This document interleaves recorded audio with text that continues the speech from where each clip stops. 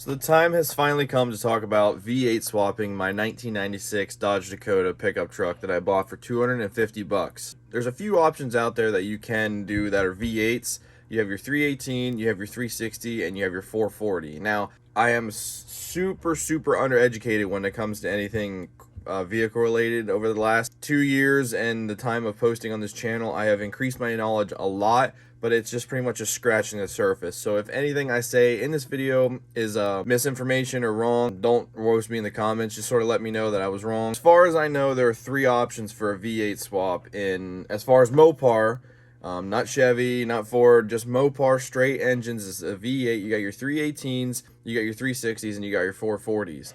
Now, for me personally, I've worked on a 440 before. In some of the videos I have on my channel of the 73 Challenger that my stepdad has, that has a 440 in it. And last year I actually helped tear the engine out of his car, tear it down, rebuild it, and then put it back in. So I have a little knowledge, not much whatsoever, but I know if I would find a 440 to put it in this truck, it would take a lot of welding and fabrication and stuff that I just don't have the skill set to do, or the spot to do it, I would say, because we measured it. I have a family member who has a 440 who said he'd give it to me if I wanted it.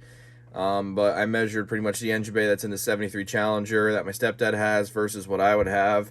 And it's not the engine bay that's the issue, but it's the transmission tunnel and stuff like that. So it'd just be a lot of gut work and stuff like that, which I don't really want to get into. So I've decided that the easiest swap for me that I want to do is just a small block 360. I have actually found an engine, a 5.9 liter 360 Magnum. The engine's completely unassembled, that I haven't been able to pick it up yet, and it's something that is easily going to be rebuilt, and it's actually going to be fuel injected for me to be able to use this truck to be able to drive, whenever I want. It doesn't have to be just driven during the summer. I want it to be fuel injected, and I will be keeping the 5-speed. I want to keep it a 5-speed manual with the engine swap V8 and with the 360. I think that would just be a badass truck to drive. Now, at the moment, there is no reason for me to need to swap out the 4-cylinder. It is a 4-cylinder in the truck, which is one of the biggest reasons why I want to swap it.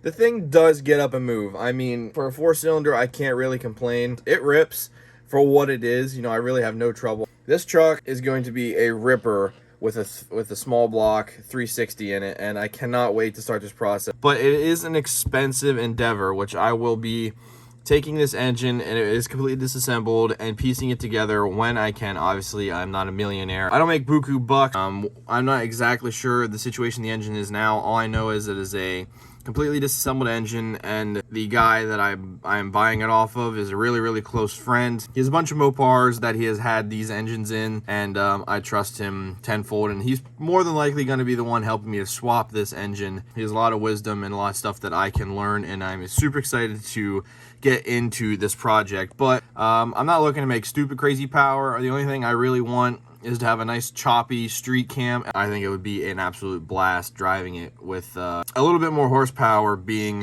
the 360. I don't know, if I made 300 and 350 horsepower out of it, I think it'd be quite the ripper, because that thing weighs absolutely nothing. The 96 Dakota is actually shipped with a 318 and a manual 5-speed, so the NV3500 is the transmission that's shipped with the 318 5-speed to stay fuel injected, so I can keep it, drive it during the winter. I just want to be able to get it turnkey, fire it up, and not have to worry about, pumping, cranking, choking, whatever it needs to get it fired up. So check out the playlist in the description. I have taken this 1996 Dodge Dakota and flipped it around. This truck came running and driving, and I only paid 250 bucks for it. It took a little bit of work to get it inspected and on the road, and I didn't plan on doing anything like this anytime soon, but, I kind of got a flame underneath my ass, and I just can't wait to get this project on the roll. So I appreciate you guys sticking with me through this whole process. When I see these engines, when I receive them, I will make an update video for you, just pretty much show you what I got. V8 swapping is something that I have no knowledge on, engine swapping, period. So if you guys have any experience with swapping engines,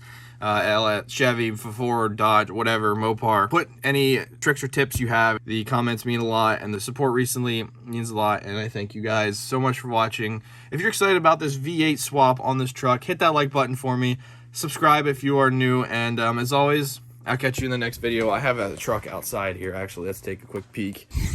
There she is. It's snowy, it's gross, it's cold, but this thing deserves a V8, and it deserves all the power. Thank you guys so much for watching. Take care. Hit that like button, subscribe, and I'll see you in the next video. Take it easy.